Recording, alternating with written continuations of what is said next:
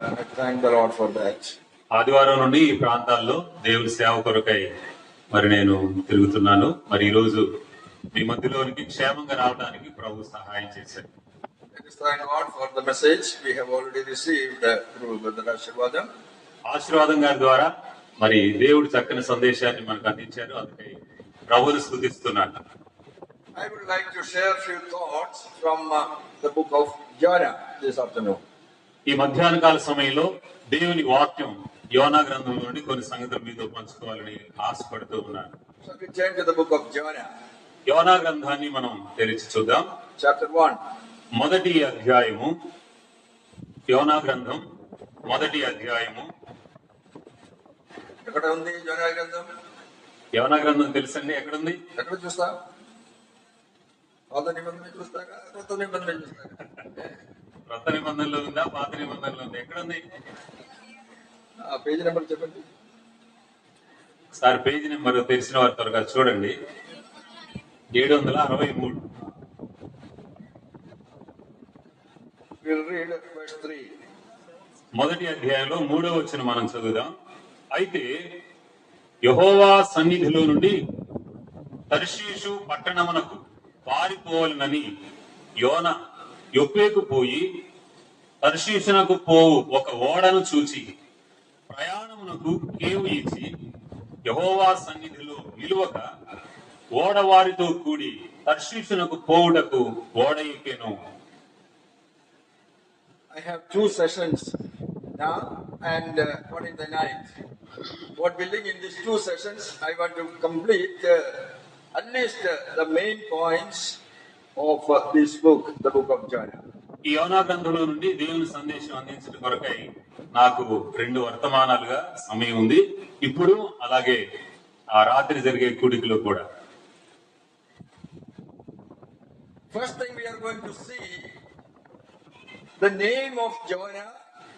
What is the meaning of the name Jonah and how that name is applied in this book? యోనా గ్రంథంలో యోనా అనే పేరు, అలాగే ఆ పేరుకున్నటువంటి అర్థం, ఈ యోనా గ్రంథంలో ఆ పేరు యొక్క ప్రస్తావన గురించి జరిగిన విషయాలను మనం తెలుసుకుందాం. In the Bible, the name of a person is very, very important. Bible గ్రంథంలో ఒక వ్యక్తి యొక్క పేరు అనేది చాలా ముఖ్యమైనది. When you hear the name itself, you will understand what is the character of that person. ఆ పేరు, ఆ వ్యక్తి యొక్క పేరు మనం వినగానే ఆ వ్యక్తి యొక్క స్వభావం ఎలాంటిదో మనం తెలుసుకోవచ్చు. Not like today, wonderful, beautiful names, but the character is entirely different. ఈ రోజుల్లో ఉన్నట్టుగా కాదండి. పేరు మాత్రం అందంగా సుందరంగా ఉంటుంది, కానీ వాళ్ళ వ్యక్తిత్వం మాత్రం వేరే రకంగా ఉంటది. One woman was begging by the roadside. ఆ రోడ్డు ప్రక్కన ఒక ఆమె అడుక్కుంటా ఉంది. And somebody asked her, Amma, what is your name? అమ్మ, నీ పేరేంటని కొంతమంది అడిగారు ఆమెని. And she replied, my name is Dhanalakshmi.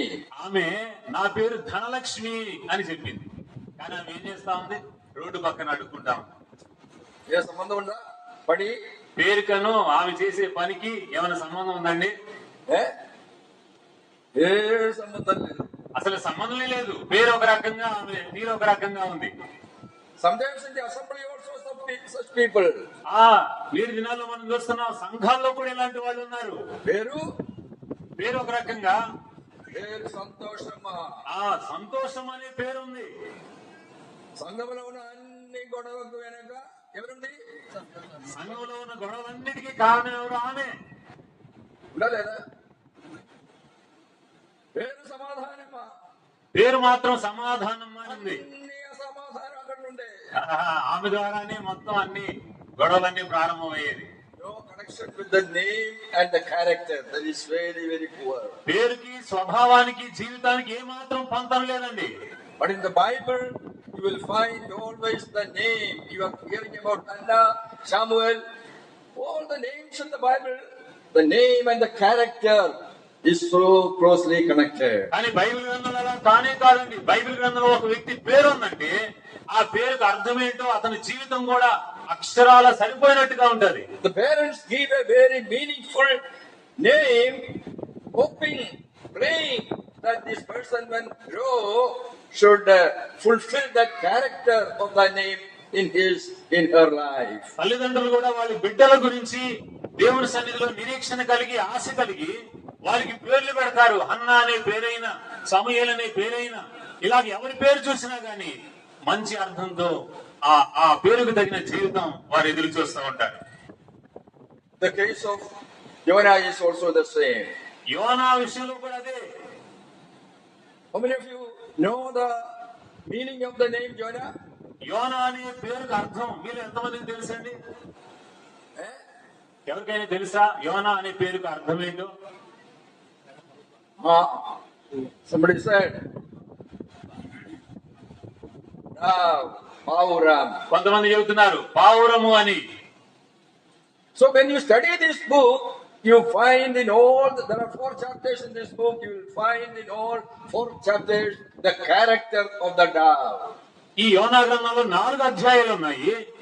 ఈ 4 అధ్యాయాల్లో యోనా జీవితాన్ని మనం పరిశీలించినప్పుడు ఆ పావురానికి ఉన్నటువంటి స్వభావ లక్షణాలు యోనా జీవితంలో మనం చూడగలం. That is what we are going to see briefly in all the 4 chapters, how the character of dove is fulfilled. ఈ యోనా గ్రంథంలో 4 అధ్యాయాల్లో క్లుప్తంగా ఆ పావురాన్ని గురించినటువంటి అనుభవాలు యోనా జీవితంలో మనం చూడగలం. We read verse 3. 3వ వచనాన్ని మనం చదువుకున్నాం. What is the context? What is the background there? ఆ 3వ వచనంలో మనం అర్థం చేసుకుంటున్న విషయం ఏంటండి? God is asking Jonah, you go to Nineveh and preach the word of God. యోనాని దేవుడు అడుగుతున్నాడు, నువ్వు నినివే పట్టణానికి వెళ్ళి దేవుని వాక్యాన్ని ప్రకటించు అని. But Jonah did not want to go to Nineveh. కానీ యోనా నినివే పట్టణానికి వెళ్ళాలనుకోవట్లేదు. He is going to another place, a place known as Tarshish. తర్షీషు అని మరొక పట్టణానికి యోనా వెళ్ళాలని ప్రయత్నం చేస్తా ఉన్నాడు. Why he is doing like this? ఎందుకని ఇలా చేస్తా ఉన్నాడు? To understand this, you must have some idea about the nation Nineveh. What is the significance of Nineveh? You have to understand. Nineveh అనే పట్టణాన్ని గురించినటువంటి సంగతులు కొన్ని మనం అర్థం చేసుకుంటే గనక యోనా అసలు నినివే పట్టణానికి ఎందుకు వెళ్ళాలనుకున్నాడో మనకు తెలుస్తుంది. To understand about Nineveh, you have to turn to the book of Genesis. Nineveh గురించి మనం తెలుసుకోవాలంటే మనం ఆదికాండము గ్రంథంలోనికి కొంచెం రావాల్సి ఉంటుంది. Just turn to the book of Genesis chapter 10. చూద్దాం మనం ఆదికాండము 10వ అధ్యాయము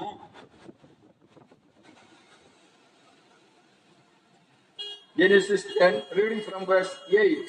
8వ వచనం నుండి మనం చదువుతున్నాం. Not just read 8 and then read 11. 8వ వచనం అలాగే 11వ వచనం చదువు. ఆదికాండం 10వ అధ్యాయం. కూషు నిమ్రోదును కనెను, అతడు భూమి మీద పరాక్రమశాలి అయి ఉండుటకు ఆరంభించెను. 11. Have you seen a man by name Nimrod?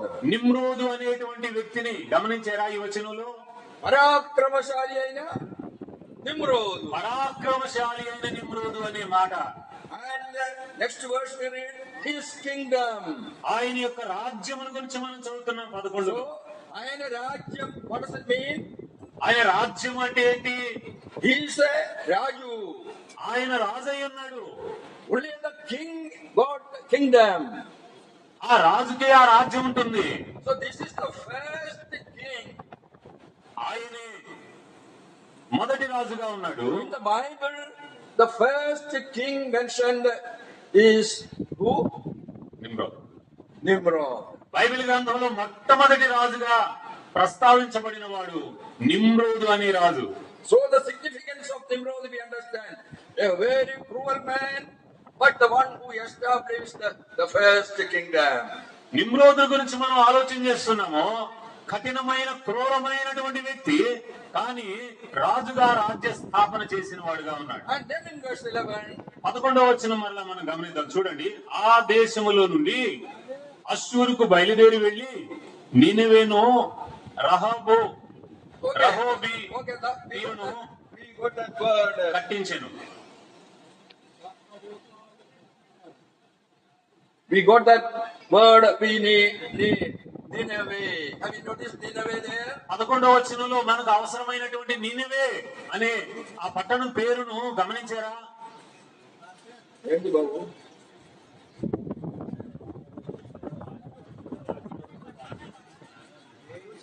చూసన్నా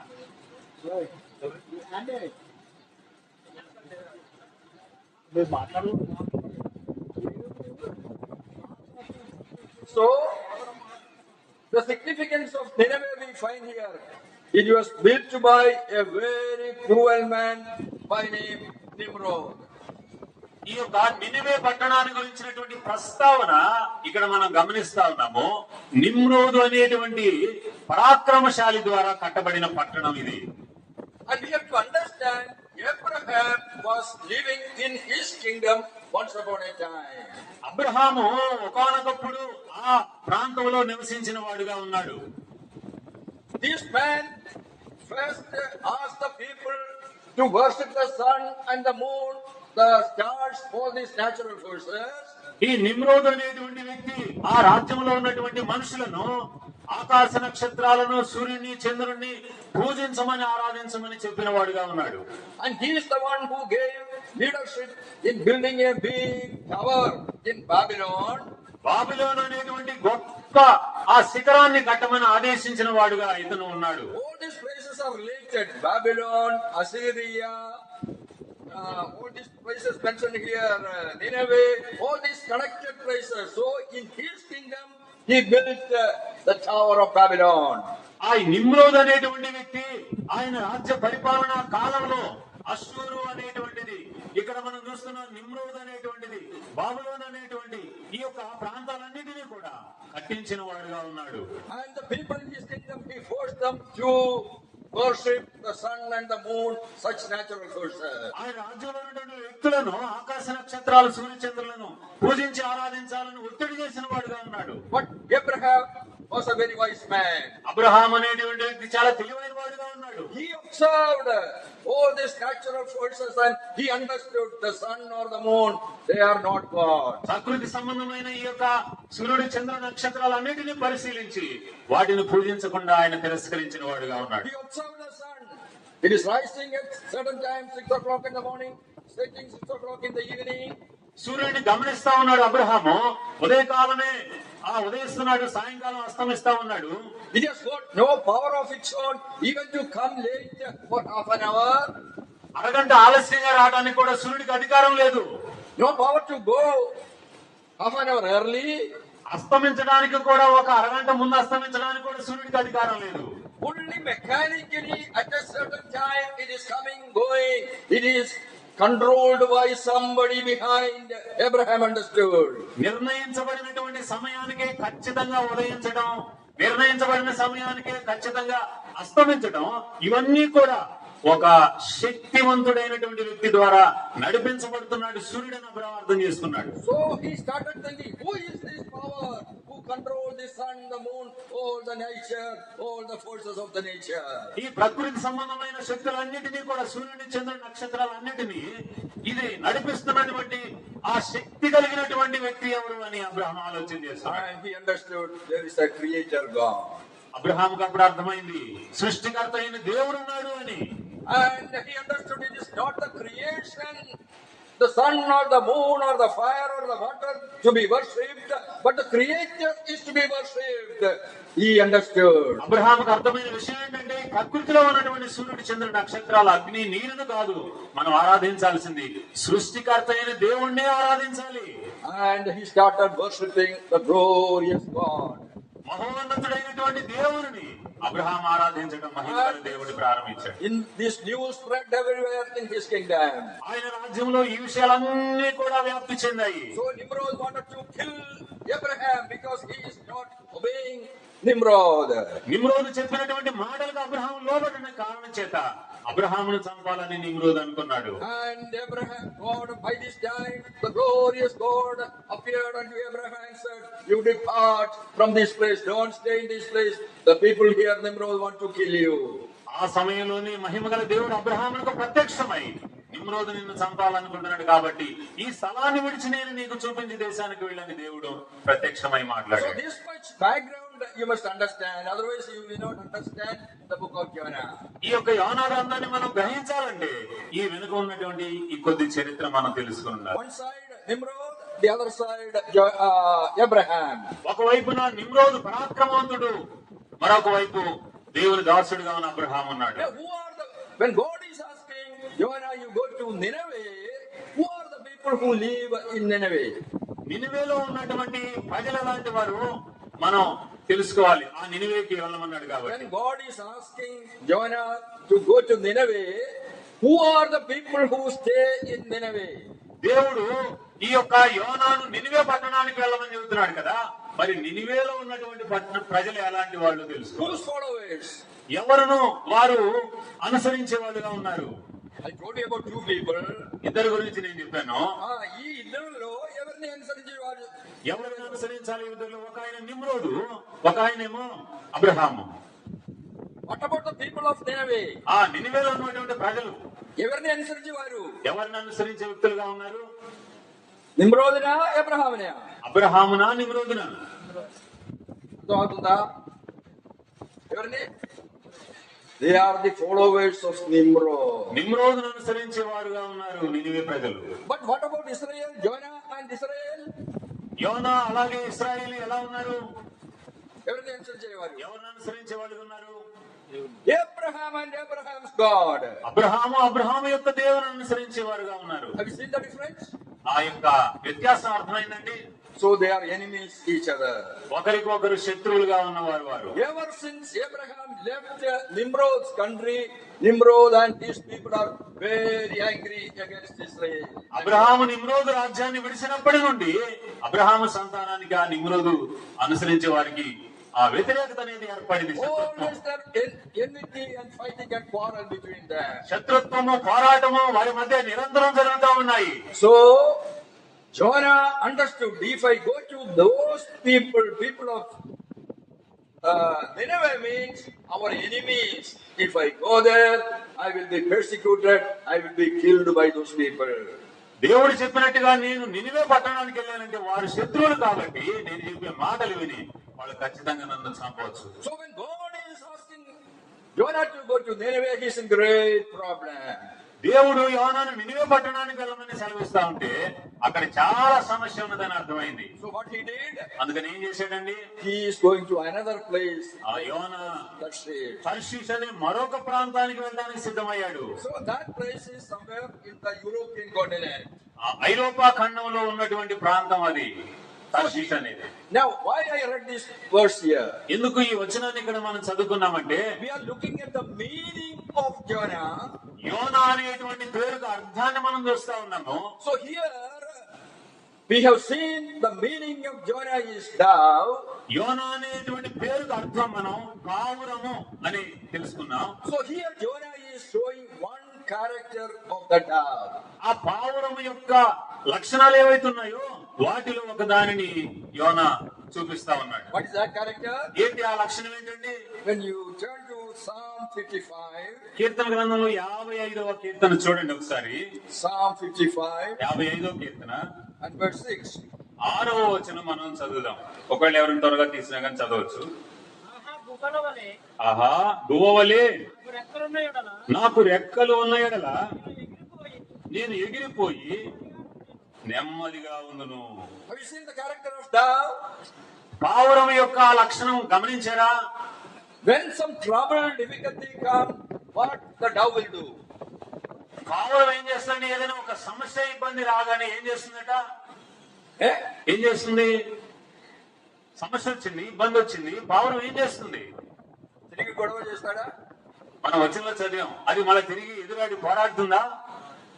నాకు రెక్కలుండే, నాకు రెక్కలు ఉన్న ఎడల నేను మారిపోయి ఎగిరిపోయి నెమ్మదిగా నెమ్మదిగా ఉండే స్థలంలో ఉంటాను. So that is the character of the dove that Jonah is showing. పావురానికి కలిగిన ఈ లక్షణం యోనా జీవితంలో కలిగి ఉన్నాడు. He don't want any trouble.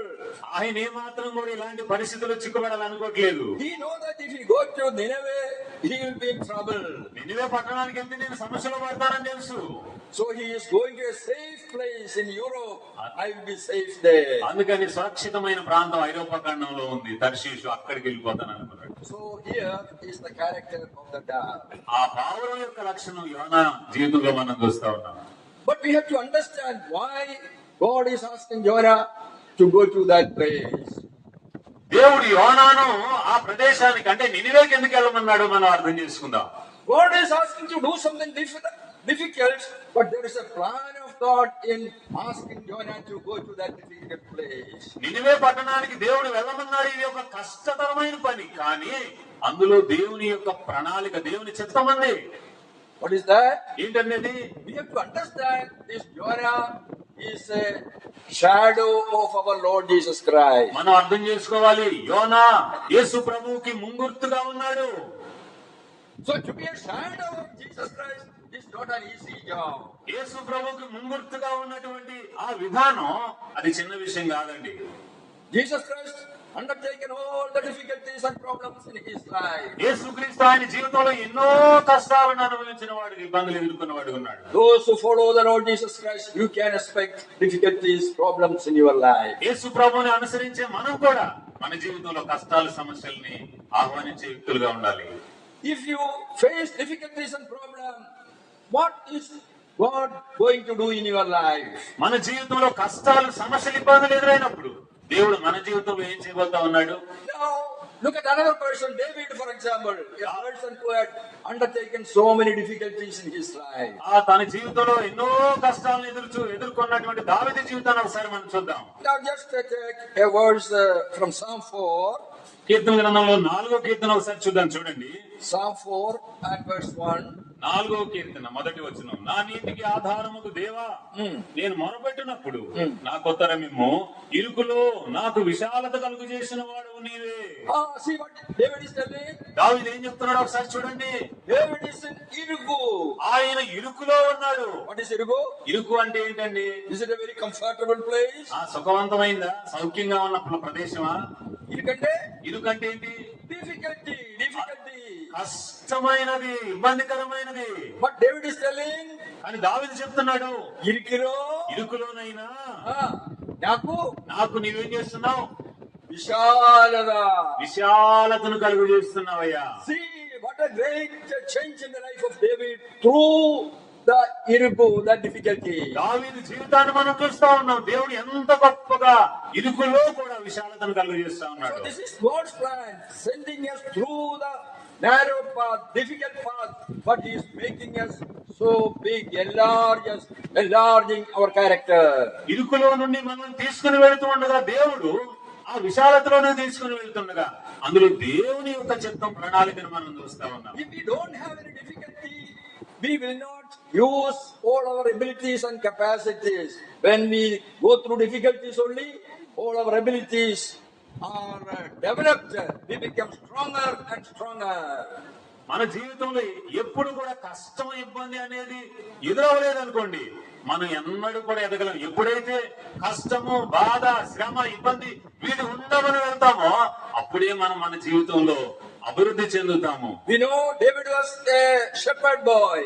దావీదును మనం ఎరుగుతూ గొర్రెలను కాచేటువంటి కాపరిగా ఉన్నాడు. How this man became the great king of Israel, the greatest warrior of Israel. గొర్రెలను కాచేటువంటి ఆ బాలుడుగా ఉన్న దావీదు ఇశ్రాయేలు యొక్క రాజ్య సింహాసనం మీద కూర్చుండే స్థాయికి ఎలా ఎదిగాడో అర్థం చేసుకోండి. The method is, God's method is allowing him to go through various difficulties in his life. దావీదు యొక్క కష్టతరమైన జీవితంలో నుండి తీసుకుని వెళ్తాం దేవుడు ఆ యొక్క మహోన్నతమైనటువంటి సింహాసనం మీదకు తీసుకుని వెళ్ళాడు. And going through those difficult situations, troubles and problems, who he became later. ఆ కష్టతరమైనటువంటి మార్గాలన్నిటిలో గుండా తీసుకుని వెళ్ళిపోవడం ద్వారా తర్వాత రాబోయే కాలంలో అతను ఎంత గొప్పవాడయ్యాడో మనం చూడగలుగుతాం. Now just read one more verse. మరొక వచనాన్ని మనం చదువుదాం చూడండి. Psalm 18. 18వ Keerthana. Psalm 18 and verse 19. 19వ వచనం చదువుదాం. 18వ కీర్తన 19వ వచనం. విశాలమైన స్థలమునకు ఆయన నన్ను తోడుకొని వచ్చెను. Have you seen? చూశారండి? First part God did. మొదటి భాగంలో మనం ఏం చూసాం? He enlarged me. ఆయన నన్ను విశాలపరిచాడు. He dealt with my character, made me strong person. ఆయన నా యొక్క జీవితాన్ని బాగు చేశాడు, మంచి వ్యక్తిగా చేశాడు. And then, తర్వాత ఏం జరిగింది? what did you read in 18? 18వ కీర్తనలో మనం 19వ వచనం చదువుకున్నాం. విశాలమైన విశాలతలోనికి దేవుడు తీసుకొచ్చాడు. So when God is enlarging you, God is preparing an enlarged place for you. నీ యొక్క జీవితాన్ని దేవుడు విశాలపరుస్తున్నాడంటే ఆ విశాలతలోనికి తీసుకుని వెళ్తున్నాడండి. ఆ కష్టాల గుండా నీవు వెళ్ళాలని జ్ఞాపకం చేయబడు. God is preparing an enlarged place for you. ఆయన నీకు విశాలతను ఏర్పాటు చేస్తా ఉన్నాడు. God is doing two things. ఆయన రెండు విషయాలు చేస్తా ఉన్నాడు. One is enlarging you. నిన్ను విశాలపరుస్తున్నాడు. How is it done? ఎలా జరుగుతుంది అది? Through sending you through difficulties, ఆ problems. కష్టతరమైన ఇరుకైన మార్గముల గుండా పరిస్థితుల గుండా నిన్ను తీసుకుని వెళ్తున్నప్పుడు నిన్ను విశాలపరుస్తాడు. And then what God is doing? ఆయన మళ్ళీ దేవుడు ఏం చేస్తున్నాడు? He is preparing an enlarged place for you. ఆ విశాలమైనటువంటి ప్రదేశాన్ని నీ కోసం దేవుడు సిద్ధం చేస్తున్నాడు. So in David's life, what is that enlarged place? దావీదు జీవితంలో ఆ విశాలత కలిగిన ప్రదేశం ఏంటి? ఏంటండి? ఏ ప్రదేశం అది? ఆశీర్వాదకరమైన గొప్ప స్థితి ఏది దావీదు జీవితంలో? Are you with me or? వింటున్నారా? అర్థమవుతుందండి సందేశం? అర్థమవుతుందా? What is that enlarged place God prepared for David? దావీదు కొరకు దేవుడు విశాలతను కలుగజేసినటువంటి స్థితి ఏది? స్థలం ఏది? స్థలం చెప్పండి. Or possession ఏది? ఆ స్థితి, స్థాయి, లేకపోతే ఆశీర్వాదం ఏది మీకు అర్థమైంది చెప్పండి. గొర్రెలు కాచే దావీదుని దేవుడు ఏం చేశాడండి? అదే మరి The kingship of Israel, that is the enlarged place that God prepared for David. రాజ్య సింహాసనం మీద దేవుడు కూర్చొని పెట్టాడు. అది విశాలత కలిగినటువంటి స్థితి దావీదు జీవితంలో. So God did not take David directly from a shepherd boy to that place, but first he had to go through difficulties and problems in his life. గొర్రెలు కాచే వ్యక్తిని తీసుకుని వెళ్ళి నేరుగా సింహాసనం మీద దేవుడు కూర్చోబెట్టలేదు, కానీ ముందు ఈ కష్టాలు, శ్రమలు, ఇబ్బందులని ఇరుకు మార్గం గుండా నడిపించి తర్వాత అక్కడ కూర్చొని పెట్టాడు. So undergoing these difficulties, David was enlarged. It means he became a very strong warrior, able to take care of the country, becoming the king of the country. ఈ కష్టతరమైనటువంటి పరిస్థితుల గుండా దేవుడు నడిపించబడి ఇశ్రాయేలు ప్రజలను నడిపించే సామర్థ్యం పొందే రాజుగా అప్పుడు చేయబడి కూర్చొని పెట్టబడ్డాడు. So why God allow you to go through difficulties? మనల్ని కూడా దేవుడు ఎందుకు ఇలాంటి కష్టాల గుండా అనుమతిస్తా ఉన్నాడు? Now we may complain about so many difficulties in life. నీ జీవితంలో కూడా ఎన్నో కష్టాల గురించి నీవు ఫిర్యాదు చేయవచ్చు. Oh Lord, why this problem in my life? I have no job. I have health problem, money problem. We are always complaining about difficulties in our life. ప్రభువా, ఎందుకు నా జీవితంలో ఈ కష్టం, ఈ బాధ, ఈ అనారోగ్యం, ఈ శ్రమ, ఉద్యోగం లేదు, వ్యాపారం లేదు, లాభమే లేదు. When you are going through the narrow path of difficulties, understand God is preparing a large place for you. నీ జీవితంలో కూడా ఇరుకైన కష్టతరమైన పరిస్థితులు కూడా దేవుడిని తీసుకెళ్తున్నాడంటే నీ జీవితంలో కూడా విశాలమైనటువంటి ప్రదేశంలోకి దేవుడిని తీసుకెళ్తున్నాడని అర్థం చేసుకోవాలి. To reach higher places, high positions, it is not that easy. ఉన్నతమైన స్థితి చేరుకోవాలంటే అది అంత చిన్న సులువైన సాధ్యమైన పని కాదు. Jonah did not understand that fact. He is running away from the presence of God. ఈ దేవుని గురించి ఈ పరిస్థితులన్నీ యోనాకు అర్థం కాలేదు, అందుకని దేవుని సన్నిధిలో నుండి వ్యతిరేకమైన దిశలోనికి పరిగెడతా ఉన్నాడు. As believers, take it a lesson. If you are not prepared to go through difficulties in our life, hardship in our life, understand we will not reach higher places, promotions in our spiritual life also. దేవుని బిడ్డలుగా ఈ రోజు మనం అర్థం చేసుకోవాల్సినటువంటి పాఠం ఇదే. మన జీవితంలో కూడా దేవుని ఉన్నతమైనటువంటి స్థితులను మనం చేరుకోవాలంటే ఈ కష్టతరమైన ఇరుకైనటువంటి పరిస్థితులు గుండా మనం వెళ్ళాలి. Look at the life of Joseph. యోసేపు జీవితాన్ని ఒకసారి చూడండి. He was also a shepherd boy, but how he became the prime minister of Egypt. ఆయన కూడా ఒకప్పుడు గొర్రెలను కాచేటువంటి కాపరిగా ఉన్నాడు, కానీ ఐగుప్తు సింహాసనం మీద కూర్చొని పెట్టాడు ప్రధానిగా. How? ఎలాగండి అది?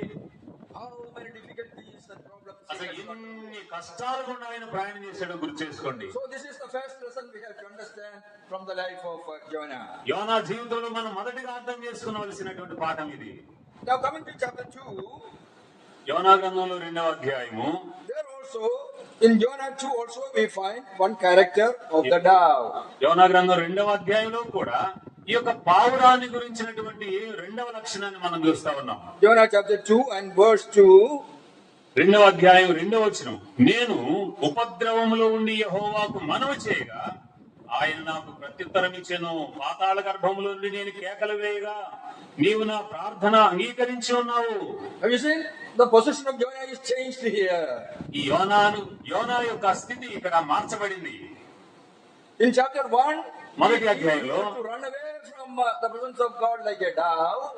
దేవుని యొక్క సన్నిధిలో నుండి పావురం వలె పరిగెడతా ఉన్నాడు. But that Jonah, what is doing in chapter 2? అదే యోనా ఈ 2వ అధ్యాయంలో 2వ వచనంలో ఏం చేస్తున్నాడు? పాతాళ గర్భములో నుండి మొరపెట్టుచున్నాడు, కేకలు వేయుచుండగా, కేకలు వేయుచున్నాడు, మనవి చేయుచున్నాడు. disobedient Jonah is weeping, crying now. అవిధేయుడైనటువంటి యోనా ఇప్పుడు దుఃఖము సలుపుతూ ఉన్నాడు. Why God allowed that experience in Jonah's life? యోనా జీవితంలో దేవుడు ఎలాంటి అనుభవాన్ని ఎందుకు అనుమతించాడు? So here we have to understand the character of God. ఇక్కడ మనం దేవుని యొక్క లక్షణాన్ని, గుణాన్ని మనం చూడగలం. If we are in God's place, మనం దేవుని స్థితిలో ఉన్నట్లయితే, స్థానంలో ఉన్నట్లయితే, then Jonah went away from God's presence. What we will do if we are in God's place? మనమే కనుక దేవుని స్థానంలో ఉంటే, దేవుని సన్నిధిలో నుండి యోనా పారిపోతే ఏం చేసేవాళ్ళం యోనాని? మనం అప్పగించిన పని నుండి పారిపోతే మనం ఏం చేద్దాం? మనం అప్పగించిన పనిలో ఒక వ్యక్తి పారిపోయాడు, ఏం చేస్తాం మనం? Dismiss. అంటే తీసేయడమే, డిస్మిస్ అంటాం. How many other people are there? Fire him. Dismiss him. That did not happen in the life of Jonah. కానీ యోనా జీవితంలో అలాంటిది జరగలేదు. God allowed him to be swallowed by a fish, and he crying from the belly of the fish. చేప ద్వారా మింగివేయబడి ఆ చేప గర్భంలో దాచబడిన వాడుగా ఉన్నాడు. What is he doing? From the belly of the fish, ఆ చేప గర్భంలో నుండి యోనా ఇప్పుడు ఏం చేస్తున్నాడు? crying to God. దేవునికి మొరపెడుతున్నాడు, కేకలు వేస్తా ఉన్నాడు. He is repenting about his sin. ఆయన పాపముల గురించి పశ్చాత్తాపపడుతున్నాడు. So this is the grace of our great God. ఇది మన దేవుని యొక్క కృప అయినది. When we commit sin, all on a sudden he is not going to destroy us. మనం అనుకోకుండా పాపము లేదా తప్పు చేసినప్పుడు దేవుడు మనల్ని నశింప చేయకుండా అలాంటి కృప Our చూపిస్తాడు. God is a God. He gives us opportunities after opportunities to repent and turn back to God. మన దేవుడు ఎంత కృప కలిగిన వాడంటే ఒకసారి, రెండవసారి అలాగన ఆయన మనల్ని క్షమిస్తూ అవకాశం వెంబడి అవకాశం మనకి ఇస్తా ఉన్నాడు. Now God wants to use Jonah itself for this purpose of going to Nineveh. Nineveh పట్టణానికి యోనాని తీసుకునే వెళ్ళే ఉద్దేశంతో దేవుడు ఇలా చేస్తున్నాడు. What don't want to select anybody else. Only Jonah God wanted to use for that purpose. ఆ నినివే పట్టణంలో దేవుని సేవ చేయడానికి దేవుడు ఇంకొక వ్యక్తిని ఎన్నుకోలేదు, కానీ యోనాను మాత్రమే ఎన్నుకున్నాడు. But what Jonah should do? యోనా ఏం చేయాలనుకని There is one condition. If God wants to use him. అక్కడ యోనాను దేవుడు ఉపయోగించాలంటే అక్కడ ఒక నియమం, కండిషన్ ఉంది. What is that? ఏంటంటే అది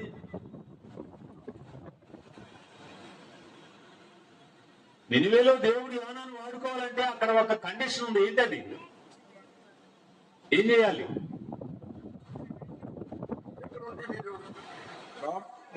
వాక్యం వెనక ఉందా, అటు ఇటు జరిగే? అర్థమవుతుందండి? The only condition is Jonah should repent. యోనా మారు మనసు పొందాలి, అప్పుడే దేవుడు అక్కడ వాడుకుంటాడు. No problem for God to use you again, even if you commit some sin in your life. నీ యొక్క జీవితంలో ఇలాంటి పాపం ఏదైనా చేస్తే మారు మనస్సు పొందాలి. Sin is human. Any person can commit sin. ఎవరైనా కానీ పాపం తప్పు చేయొచ్చండి. There is no human being upon this earth who does not commit any sin. పాపం చేయకుండా ఉన్న వ్యక్తి భూమి మీద ఎవరు లేరు. It is not a freedom. It is not a permission for you to commit sin. పాపం చేయడానికి మనకు అనుమతులు లేవు కానీ, స్వేచ్ఛ స్వాతంత్రం లేదు కానీ, If you commit sin, God's plan is you should not commit sin. మనం పాపం చేయకూడదనే దేవుని ఏమో ఒకవేళ కానీ చేస్తే పొరపాటున There will be consequences for that. పాపం చేస్తే పాపానికి ఫలితం ఉంటుంది. But God is willing to use you again. దేవుడు మరలా నిన్ను క్షమించి ఉపయోగిస్తాడు. But what is your duty? మన యొక్క ఏంటండి రెస్పాన్స్ ఏంటి? ఏం చేయాలి మనం? You repent that sin, then God will take you back. ఆ పాపాన్ని గురించి మనం పశ్చాత్తాపపడి మారు మనసు పొందాలి, దేవుని దగ్గరికి రావాలి. So for that, God is arranging an opportunity in the belly of the fish. అలాగని యోనా మారు మనసు పొందడానికి, పశ్చాత్తాపడడానికి దేవుడు ఒక ఏర్పాటు చేశాడు, ఆ చేప గర్భంలో పెట్టాడు. He repented his sin. God decided to take him back. ఆ పాపాన్ని గురించి యోనా మార్పు చెందాడు. Sir, there are two types of believers today also. ఈ రోజు కూడా రెండు రకాలైనటువంటి విశ్వాసులు ఉన్నారు. Believers commit sin, various types of sin. రకరకాల పాపాలు చేసేటువంటి విశ్వాసులు ఉన్నారు. But some believers, they repent their sin and turn back to God so that God accepts such people and use them for His glory. కానీ కొంతమంది వారు చేసినటువంటి తప్పును, పాపాన్ని ఒప్పుకొని మారు మనసు పొంది పశ్చాత్తాపంతో మళ్ళా దేవుని దగ్గరికి వస్తారు. Such people God is looking for. అలాంటి వాళ్ళ కోసం దేవుడు చూస్తా ఉన్నాడు. But what about other believers? Some of them, కానీ ఇంకా మిగిలిన కొంతమంది ఉన్నారే మారు మనసు చెందకుండా పాపంలో దేవుడు కొనసాగేవాళ్ళు. they never confess their sin. వాళ్ళ పాపాలు ఎన్నడూ ఒప్పుకోరు, అసలు పాపం అని అనుకోరు వాళ్ళు. అది Now, whoever tried to convince their sin, వాళ్ళ పాపాన్ని ఒప్పింపజేసే వాళ్ళు ఎవరైనా ఉంటే they will just give that excuse, this excuse, that brother also did the same sin mistake. What is problem with me? Some excuse they will give and try to escape. ఎన్నో కారణాలు చెబుతారు. నేను చేసిన పాపం లాంటిది ఆయన చేయలేదా, ఈయన చేయలేదా, ఏదో అలా చేసాం ఇలా ఎన్నో కారణాలు చెబుతారు. Now the problem is not the sin. పాపముది కాదండి సమస్య. The problem is unwilling to confess the sin. పాపాన్ని ఒప్పుకోకపోవడమే. Look at Jonah. He was willing to confess his sin. God was prepared to take him back. ఈ యోనా తన పాపాన్ని ఒప్పుకోవడానికి సిద్ధపడ్డాడు, దేవుని దగ్గరికి వస్తా ఉన్నాడు. Now why he should repent his sin? ఎందుకు యోనా తన పాపాన్ని గురించి ఆ మార్పు చెందాలి, పశ్చాత్తాపం చెందాలి? He is a servant of God. ఆయన దేవుని సేవకుడు కదా. Now he is going to preach about the sin and the repentance of sin. పాపాన్ని గురించి, పాపము నుండి మార్పు చెందాలని విషయాన్ని గురించి నినివేలో చెప్పాలి కదా. Now if he is a person, if the preacher is a person who does not repent his sin, ఆయన పాపాన్ని గురించి ప్రకటించాల్సిన వాడు, మారు మనసు గురించి ప్రకటించాల్సిన వాడే మారు మనసు పొందకపోతే how other people will listen his message when he preach about repentance? ఆయన మారు మనసు గురించి చెబితే వినేవాళ్ళు ఎలా వింటారండి? అప్పుడు ఎలా అంటారు? This is our problem. We preach messages after messages, outreach after the outreach, but the people don't want to listen. ఆ నేడు మనకున్న సమస్య ఇదే. ఎన్నో కార్యక్రమాలు, సందేశాలు జరుగుతా ఉన్నాయి కానీ దానిని అనుసరించే వాళ్ళుగా లేవు మనం. What is one problem? ఏంటి సమస్య ఏంటండి? The preacher keep hidden sins in his life. ప్రసంగికుడేమో ఆ మనుగైనటువంటి పాపాన్ని లోపల పెట్టుకున్నాడు. Keeping hidden sins inside, they are preaching about forgiveness to other people. ఆయన లోపల మాత్రం పాపాన్ని దాచుకొని ఆ మారు మనసు, పశ్చాత్తాపం వాటి గురించి మాత్రం ప్రజలకు బోధిస్తా ఉన్నాడు. Nobody will listen that message. అలాంటి సందేశాలు ఎవరు వినరండి. Like a water poured upon the vessel, it will just go away. Nobody will accept inside. మనం చూస్తాం కదండి, ఏదైనా గానీ ఒక పాత్ర మీద, ఒక ఉదాహరణ ఏం చెప్తా అన్నాడు, గాజు పాత్ర మీద లేదా పలక మీద నీళ్లు కనుక పోస్తే ఆ పోసి నీళ్ళు చింది అవతల పోతాయి గానీ ఆ గాజు పీల్చుకోదు కదా. Let me tell you, this is one of the greatest problem of the preachers today, keeping hidden sins inside. చాలా గొప్ప సమస్య నేటి దినాల్లో ఇదేనండి. ప్రసంగికుడు మాత్రం ఆ పాపాన్ని తన యొక్క హృదయంలో దాచిపెట్టుకొని ఆ ప్రసంగాలు మాత్రం ఇతరులకు చేస్తా ఉన్నాడు. Now here we read, he is repenting and weeping. That's what we read. He is a weeping man. కానీ ఇక్కడ యోనాను మనం చూస్తున్నాం, తన యొక్క పాపాన్ని గురించి పశ్చాత్తాపపడి దుఃఖముతో దేవునికి కేకలు వేస్తా ఉన్నాడు. So when we weep about our sin, what happens in our heart? మన పాపాల గురించి మనం దుఃఖం సలిపే వాళ్ళమైతే ఎలా ఉంటుంది చెప్పండి? Our heart will be softened. It will become soft. మన యొక్క హృదయము మెత్తన చేయబడుతుంది. Have you seen the importance of weeping in the presence of God? దేవుని సన్నిధిలో ఇలాగను మనము పశ్చాత్తాపంతో దుఃఖపడడం ద్వారా ఏం జరుగుతుందో తెలుసా? We have to understand that sin is something so cunning that if you continue doing that, it will harden and harden our heart. ఈ యొక్క పాపం అనేది చాలా మోసకారండి. చేసే కొంది ఏమవుతుందంటే హృదయాన్ని మారు మనసు అందకుండా కఠినం చేస్తుంది. Sin will harden our heart. That's what the Bible says. ఈ పాపం అనేది మన యొక్క హృదయాన్ని కఠినం చేస్తుంది. Maybe you have experienced that. మన జీవితంలో కూడా కొన్ని అనుభవాలు ఇలాంటి కలిగి ఉంటాం. I can tell from my experience. మన జీవితం నుంచి కూడా మనం కొన్ని ఇలాంటివి చెప్పగలం. When I was child, I first stole some money from my father's pocket. ఆ చిన్నతనంలో ఉండగా ఏం చేస్తాం? తండ్రి జేబులో నుంచి డబ్బులు తీసినాను. Immediately I started pricking in my heart. Oh, guilty conscience pricking me. లోపల మాత్రం నేను తప్పు చేశాను అనే భావన కలుగుతుంది. Oh, తప్పు చేశానే. I stole my father's money. అయ్యో, మా నాన్నగారి జేబులో డబ్బులు దొంగతనం చేశానే అని లోపల పశ్చాత్తాపం తెలియజేస్తా ఉంటది. After some time, after few days or weeks, that is subsided. That guilty conscience gone. ఆ కొన్ని రోజులు ఇలా గడిచిపోయిన తర్వాత అపరాధ భావన అనేది పోతది. Then when there was some need of money again, third week, I stole some more money. మళ్ళీ డబ్బు గురించి అవసరం రాగానే మళ్ళీ తండ్రి గారి జేబుల నుంచి డబ్బులు దొంగతనం చేసాం మళ్ళీ. What about your condition heart this time? ఈసారి హృదయం ఏమవుతుంది? Do you have the same feeling when you stole the first time? ఆ మొదటిసారి డబ్బులు దొంగతనం చేసినప్పుడు లోపల అపరాధ భావన ఉంది, అలాంటిది ఇప్పుడు ఉంటదా? అర్థమవుతుందా? నేను చెప్పేది అర్థమవుతుందా? మీరు ఎవరు ఎప్పుడు ఏం తప్పు చేయనివారా? అర్థమవుతుందండి. మీరు ఎప్పుడు తప్పు ఇలాంటివి చేయలేదా? So second time when you steal, that pain has come down. ఆ రెండోసారి ఇలాంటి అపరాధ భావన రాదు. Why? ఎందుకని? You are the same person, then why no pain? ఆ యొక్క కష్టం బాధ కలగదండి. Because your heart is hardened to that extent. ఈసారి ఏమైంది? ఆ హృదయం అనేది కఠినపరచబడింది. So the third time you did that, more hardened, no feeling at all. ఇక అసలు మూడోసారి కూడా అలాంటి పని చేస్తే ఇక అసలు తప్పు అనే ఆలోచన కూడా నీకు రాదు. See, this is the way how our heart is hardened by sin. మనం పాపం చేసే కొలది ఇలాగ హృదయం అనేది కఠినపరచబడతా ఉంటది. So a person with hard heart, God cannot use that person. కఠిన హృదయం కలిగినటువంటి వ్యక్తిని దేవుడు ఎన్నడూ కూడా వాడుకోడు. So Jonah is repenting so that his hardened heart is melting in the presence of God. కానీ యోనా దేవుని సన్నిధిలోకి వచ్చి ఆయన కఠినమైన హృదయాన్ని కరిగిపోయేటట్టు దేవుని సన్నిధిలో పశ్చాత్తాపంతో కేకలు వేసి When ప్రార్థన your heart is melted, the word of God will go deep into your heart. ఆయన హృదయం ఎప్పుడైతే కరిగిపోయిందో దేవుని వాక్యం హృదయంలోనికి చొచ్చుకొని పోయి బాగు చేస్తుంది. When your heart is melted, the love of God will penetrate deep in your నీ heart. హృదయం ఎప్పుడైతే కరిగిపోతుందో దేవుని వాక్యం నీ లోపలికి హృదయం లోపలికి చొచ్చుకొని. So that is the significance of weeping in the presence of God. దేవుని సన్నిధిలో పశ్చాత్తాపంతో దుఃఖం పడితే ఇలాంటి మంచి అనుభవం దేవుడు ఇస్తాడు. How Hannah became a great woman. ఆ హన్నా అనేటువంటి స్త్రీ ఎలాగ గొప్ప వ్యక్తి అయింది. Now look at your prayer. She was praying with weeping, with tears.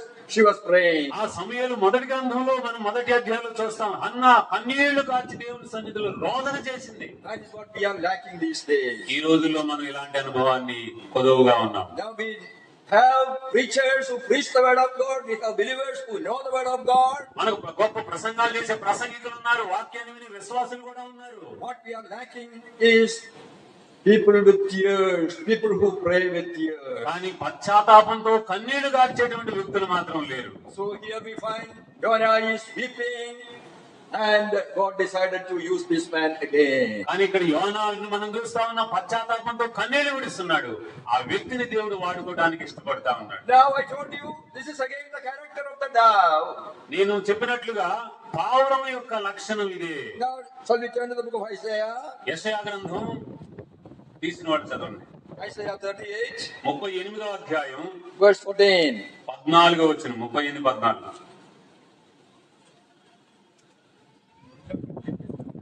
మంగళ కత్తి పెట్టవలెను, ఏంటండి? ఆ ఓదె కొరుకు వలెను నేను కిచకిచలాడి తిని, కువ్వ వలె మూలిగి తిని. That is it. Have you seen the character of the dove? ఆ గువ్వ యొక్క లక్షణం గమనించారు ఇక్కడ. It is a weeping bird. ఆ దుఃఖము సలిపే పక్షిగా ఉంది అది. If you closely observe a dove, you will find the eyes of the dove is wet. ఆ పావురాన్ని కనుక మనం దగ్గరగా గమనిస్తే, దాని కళ్ళు కనుక మనం పరిశీలిస్తే, It is wet. అది ఎలా ఉంటది? ఆ యొక్క కన్నుల నుండి తడి తడిగా ఉన్నట్లుగా మనం గమనించగలం. That is why people call it is a weeping bird. అది ఆ దుఃఖము సలిపే పక్షి అని మనుషులు చెప్తారు. అందుకని So that is expected of believers also, having a weeping ears, eyes filled with water, tears. విశ్వాసులుగా మనం కూడా అలాంటి కన్నీళ్లు కార్చేటువంటి వ్యక్తులుగా ఉండాలని దేవుడు కోరుతున్నాడు. So that is the subject in chapter 2, Jonah, a weeping bird. యోనా గ్రంథంలో 2వ అధ్యాయంలో యోనా జీవితం ఇలాంటి పావురము కన్నీళ్లు గార్చే విధానంలో అతని ఆ జీవితం స్వభావం ఉన్నది. So when he repented, God reinstated him, took him back for the ministry. ఎప్పుడైతే మారు మనసు పొందిన అనుభవంలో ఉన్నాడో, దేవుడు మరలా యోనాను పునరుద్ధరించడానికి ఆయన జీవితాన్ని వాడుకోవడానికి. Now when we come to chapter 3, ఆ యోనా గ్రంథం 3వ అధ్యాయం ఇప్పుడు మరలా చూద్దాము. there another character of the dove we find. ఈ పావురం యొక్క 3వ స్వభావం లక్షణం కూడా మనం చూడగలం. Chapter 3, 3వ అధ్యాయం verse 4. 4వ వచనం. యోనా ఆ పట్టణంలో ఒక దిన ప్రయాణం అంత దూరం సంచరించుచు ఇక 40 దినముల వరకు నినివే పట్టణం నాశనమగునని ప్రకటన చేయగా, నినివే పట్టణం వారు దేవుని యందు విశ్వాసం ఉంచి ఉపవాస దినము చాటించి ఘనులేమి అల్పులేమి అందరూ గోనె పట్ట కట్టుకొనిరి. Have you seen? Your God is using Jonah again to proclaim the judgment of God to the people of Nineveh. యోనాను Nineveh పట్టణంలో ప్రజల కొరకై ఈ దేవుని తీర్పును గురించిన సంగతులు ప్రకటించడానికి దేవుడు వాడుకోవడానికి సిద్ధపడ్డాడు. And what is the significance of the dove here? How the character of dove is shown here? పావురం యొక్క లక్షణం ఏంటి? ఇక్కడ మనం చదివినటువంటి ఈ భాగాల్లో మనం ఏం గమనించగలుగుతా ఉన్నాము? Now, no time to take the portions. ఆ భాగం అంతా మనం చూడడానికి సమయం కాదు, కానీ But if you take the book of Genesis chapter 8, ఆదికాండం 8వ అధ్యాయం కనుక మనం పరిశీలన చేస్తే, there we get the picture of the condition of the earth after the flood. ఆ యొక్క జల ప్రళయం తర్వాత ఆ భూమి ఎలాగున్నదో ఆ యొక్క చిత్రాన్ని మనం చూడగలం, పరిస్థితిని. Noah is sending some dove to find out the condition of the earth. ఆ యొక్క భూమి యొక్క పరిస్థితులు ఎలా ఉన్నాయో జల ప్రళయం తర్వాత పరిశీలించడానికి ఆ నోవహు ఒక పావురాన్ని పంపించాడు. Not one dove. ఒకటి కాదండి. How many times Noah is sending the dove? Did you observe? పావురాన్ని నోవహు ఎన్నిసార్లు పంపించాడు? ఒకసారి కాదు, ఎన్నిసార్లు పంపించాడు? రెండుసార్లు చెప్తారు. ఇంకా అదే రెండుసారి. So first time Noah is sending the dove. What that dove did? మొదటిసారి పావురాన్ని పంపించాడు బయటికి. ఏం జరిగినప్పుడు? ఏం జరిగిందండి? నోవహు మొదటిసారి పావురాన్ని పంపించాడు. భూమి మీద పరిస్థితి ఎలా ఉందో చూసి రమ్మని. ఆ పావురం ఏం చేశాడు? ఏం చేసింది పావురం? Came back empty handed. వెంటనే ఖాళీగా తిరిగి వచ్చేసింది. Second time Noah is sending the dove. మళ్ళా రెండోసారి పరిస్థితులు ఎలా ఉన్నాయో చూసి రమ్మని పావురాన్ని పంపించాడు. What that dove did? అప్పుడు పావురం ఏం చేసింది?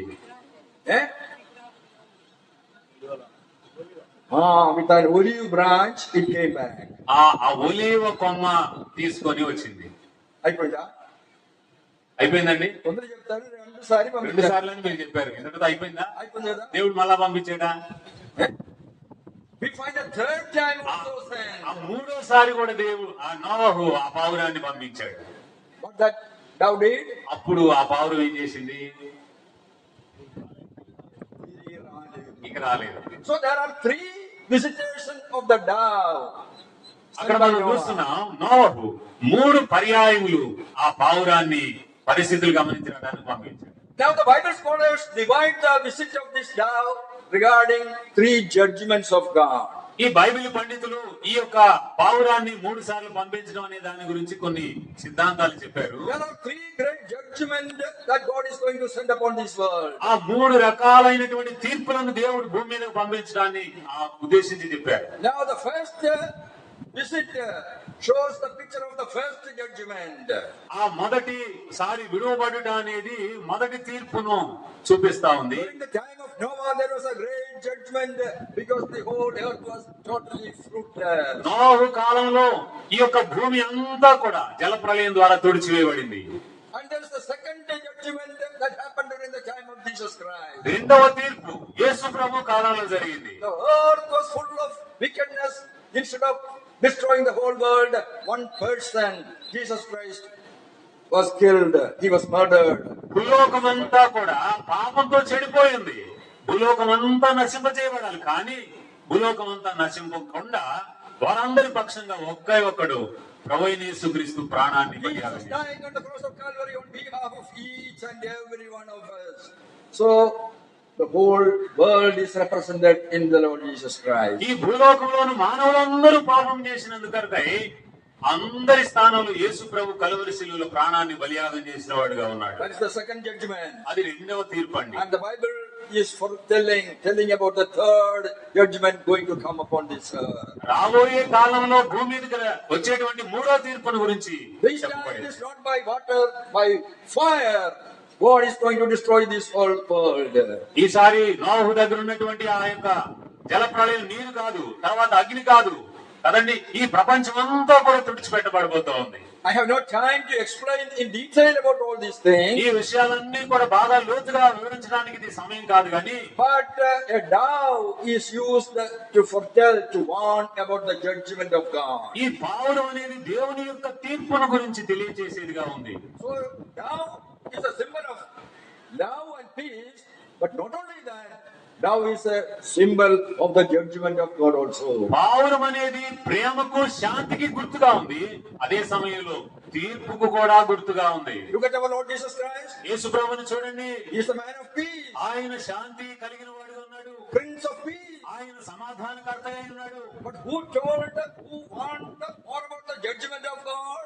దేవుని యొక్క తీర్పును గురించి ఎక్కువగా హెచ్చరిక చేసింది ఎవరు? Did you notice that? గమనించారా మీరు ఎప్పుడైనా? Who told more about the coming hellfire?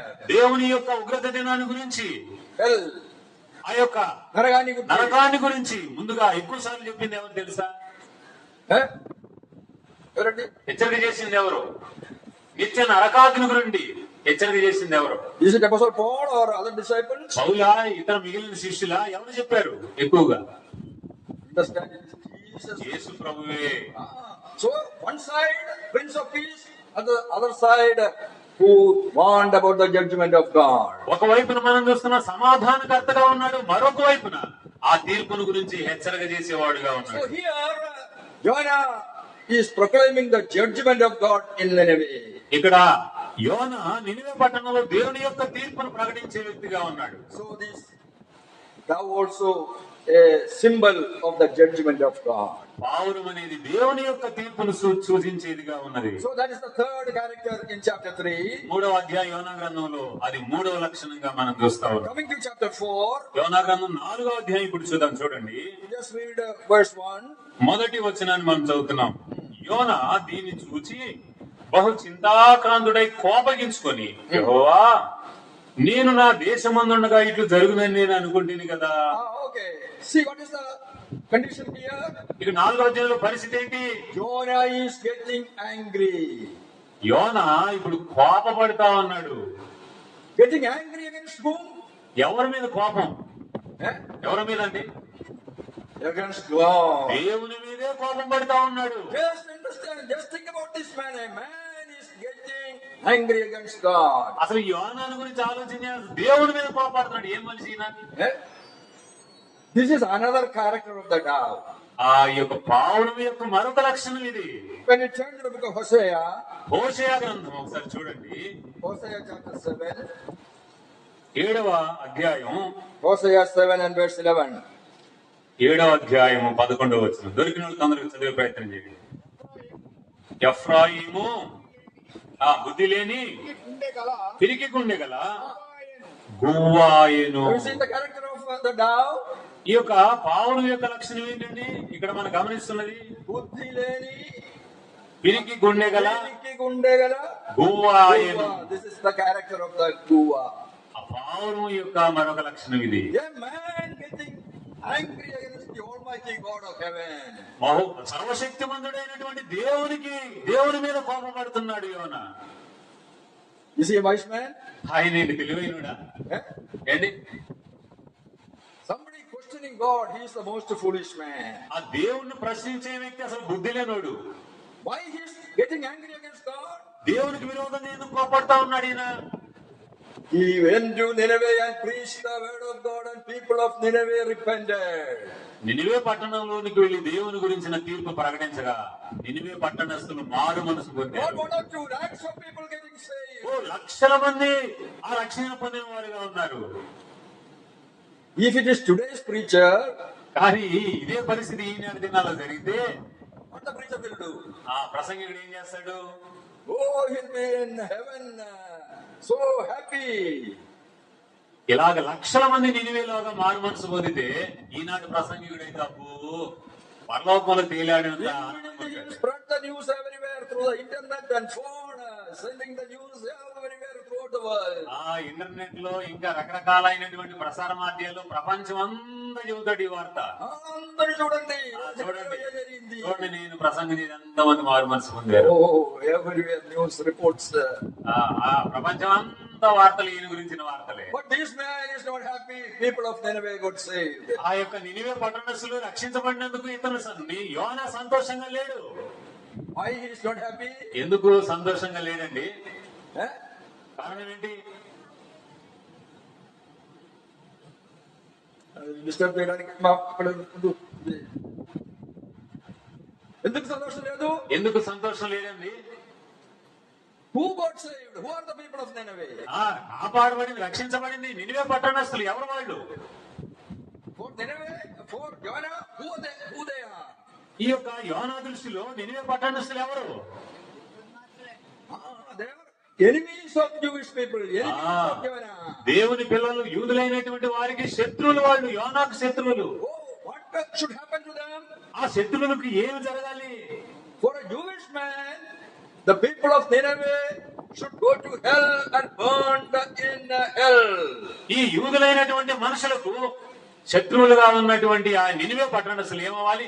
అగ్ని నరకాగ్నిలో కాలిబూడిదైపోవాలి. That is what Jonah wanted. అది యోనాకు కావాల్సింది. So when they are saved, he is getting angry against God who saved them. నరకాగ్నిలో కాలిపోవలసిన వాళ్ళు రక్షించబడ్డారు, అందుకని యోనాకు కోపం వచ్చేసింది. Is that not foolishness? అది కదండి అవివేకం కాదా? అది అవివేకం కాదది. ఆలోచన ఏంటండి? 2 మినిట్లు ఆపుతాను అని విడిచిపెట్టింది.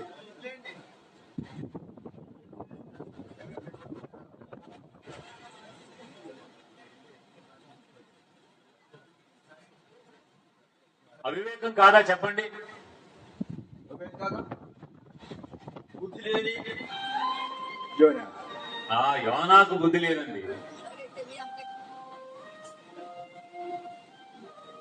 Many times we also do such foolish things. చాలా పర్యాయములు మనం కూడా ఇలాంటి అవివేక పనులు చేస్తూ ఉంటాం. Why we do these sort of foolish things? ఇలాంటి అవివేకమైనటువంటి కార్యాలు మనం ఎందుకు చేస్తామండి? Because we don't know all about the plan of God. ఆ దేవుని యొక్క ప్రణాళిక మనం ఎరుగకే. What is God's plan? దేవుని యొక్క ప్రణాళిక ఏమై ఉన్నది? Regarding Jonah, Jonah is a shadow of the Lord Jesus Christ. యేసు ప్రభువుకి ముంగుర్తుగా ఉన్నాడు యోనా. So he is a very special man. ఆయన ఒక ప్రత్యేకమైన వ్యక్తి. Not like other prophets of Israel. ఇశ్రాయేలులో ఉన్న మిగిలిన ప్రవక్త లాంటి వాడు కాదు యోనా. Jesus himself said about Jonah, as Jonah was in the belly of the fish, so the Son of Man. యేసు ప్రభువే స్వయంగా చెప్పాడు యోనాను గురించి. యోనా తల్లి ఆ యొక్క చేప గర్భంలో 3 దినాలు ఎలాగైతున్నాడు అని. What is the difference between Jonah and other prophets of Israel? యోనాకను మిగిలిన ఇశ్రాయేలు ప్రవక్తలకి తేడా ఏంటండి? Jonah is not only for Israel. He is the shadow of Jesus, means he should preach the gospel to the Gentiles also. ఇశ్రాయేలులకు మాత్రమే కాదు యోనా ప్రవక్త, అన్య జనులకు కూడా ప్రవక్తగా ఉన్నాడు. So unless he go to Nineveh, how he can be the preacher to the Gentiles. ఈ యోన నినివేలో ఉన్నటువంటి ఆ శత్రువులైనటువంటి వారి యొద్దకు వెళ్లి దేవుని యొక్క సమాచారం చెప్పబోతే అన్ని జనులకు ప్రవక్త ఎలా అవుతాడు? So by going to Nineveh, Jonah became the perfect shadow of our Lord Jesus ఆ Christ. నినివే పట్టణానికి వెళ్లి ప్రకటించడం ద్వారానే యేసు ప్రభువుకు ముంగుర్తుగా ఈ యోనా ఉన్నాడు. Jesus is for whom? Only for the Jewish people or for Gentiles also? యేసు ప్రభు ఎవరికి ప్రకటించడానికి వచ్చాడు? ప్రభుగా ఇశ్రాయేలులకు మాత్రమేనా లేకపోతే అన్ని జనులకు కూడా? He came for the whole world. ఆయన సర్వ ప్రపంచం కోసం వచ్చాడు. But only one difference. కానీ ఒక్క వ్యత్యాసం మాత్రం ఉంది. The gospel to the Gentiles was preached after his resurrection. That is the difference. ఒకే ఒక ఆ వ్యత్యాసం ఉంది. యేసు ప్రభు పునరుద్ధానుడే లేచిన తర్వాత ఆ అన్ని జనులకు సువార్త ప్రకటించబడింది. So Jonah is the shadow of our Lord Jesus Christ, both for Israel and for Gentiles. యోనా యేసు ప్రభువుకు ముంగుర్తుగా ఉన్నాడు, ఇశ్రాయేలులకు అలాగే అన్ని జనులకు కూడా. He did something foolish. ఆయన అవివేకం పని చేశాడు. So why we do certain foolish things in our spiritual life? మన యొక్క ఆత్మీయ జీవితంలో గల ఇలాంటి అవివేక పనులు మనం ఎందుకు చేస్తా ఉంటాము? Because we do not know all about the plan of God, the wisdom of God. ఆ దేవుని యొక్క ప్రణాళికను గురించి మనం ఎరుగకే ఇలాంటి అవివేక పనులు చేస్తాం. We are so small. Our brain is so small. మన యొక్క మెదడు చాలా చిన్నదండి. So we judge God without understanding the end of that. What is going to happen afterwards? We start questioning God, quarreling with God. మన యొక్క ఆ ఆలోచన brain చిన్నది కాబట్టి అంతములో కలగబోయే ఆ యొక్క మంచి దేవుని యొక్క ప్రశాంతమైన ఆ తీర్పుని ఎరుగక ఇలాంటి అవివేకంగా మాట్లాడతాం. Wait for God. At the right time, God will reveal why He allowed the difficulties in your life. దేవుని కోసం మనం వేచి ఉండాలి. ఆ కష్టతరమైన పరిస్థితులను మనం దాటుకొని వెళ్ళాలి. ఆ చివరిలో దేవుడు మనకు దాచి ఉంచిన దాన్ని మనం పొందుకోవాలి. Our God cannot make a mistake in our life. మన జీవితంలో దేవుడు ఎన్నడూ కూడా పొరపాటు చేసేవాడు కాదు. If you are questioning God, getting angry at God, it means you are doing it foolishly. You are not using proper spiritual wisdom. ఆ దేవుణ్ణి మనం ప్రశ్నించినా, దేవునికి ఎదురు తిరిగినా గానీ మనం అవివేకం పని చేస్తున్నామని మనం మాత్రం గుర్తుపెట్టుకోవాలి. Oh, what a wonderful God, our God. మన దేవుడు ఎంత అద్భుతమైన దేవుడై ఉన్నాడు. Now He sent His only begotten Son, Jesus Christ, to this world to save us. ఆయన ముద్దు కుమారుని యేసుక్రీస్తుని ఈ లోకానికి పంపించి, And we have seen Jonah is the shadow of that Jesus Christ. శిలువలో ప్రాణాన్ని బలియాగం చేశాడు. ఆ యోనాని మనం చూస్తున్నాం. ప్రభువైన యేసుక్రీస్తు ముంగుర్తుగా ఉన్నాడు. When we preach about Jesus Christ, some people ask, what about people who lived before? Jesus Christ came only 2000 years ago. What about people who lived before that? యేసు ప్రభుని గురించి మనం ప్రకటన చేస్తా ఉంటే యేసు ప్రభు నిన్నగాక మన 2000 సంవత్సరాల క్రితం వచ్చాడు. మరి అంతకు ముందు సంగతి ఏంటని అడిగేవాళ్ళు కూడా ఉన్నారు. See, this is God's plan. ఇది దేవుని యొక్క ప్రణాళిక. See, there was a Jonah who is a shadow of Jesus Christ. ఇక్కడ యోనాను మనం చూస్తున్నాం. యేసు ప్రభువుకు ముంగుర్తుగా ఉన్నాడు. Now, right from the beginning, from Genesis chapter 1 onwards, the shadow of Jesus Christ is there in the scriptures. ఆదికాండము ప్రారంభం నుండి, చరిత్ర ప్రారంభం నుండి మనం చూస్తున్నాం యేసు ప్రభువుకు ముంగుర్తుగా ఉన్నటువంటి వ్యక్తులు చేసే ప్రకటన. Our God is the real God, the creator God, who prepared us their salvation for us through the Lord Jesus. మన దేవుడు నిజమైన దేవుడు. ఆయన మనకు రక్షణ అనుగ్రహించే గొప్ప దేవుడై ఉన్నాడు మన ప్రభువైన యేసుక్రీస్తు. If you have not done come to the Lord Jesus, one more opportunity, come to the Lord Jesus, believe Him, you will be saved. ఇంకా నీ యేసు ప్రభువుని ఎదుగు రాకుండా ఉన్నట్లయితే దేవుడు మరి ఒక మంచి అవకాశాన్ని దేవుడు నీకు ఇచ్చాడు. ఆయన నమ్మి ఆయన బిడ్డ అవటానికి. దేవుని నామం మాత్రమే మహిమపరచబడుగా. ఆమేన్.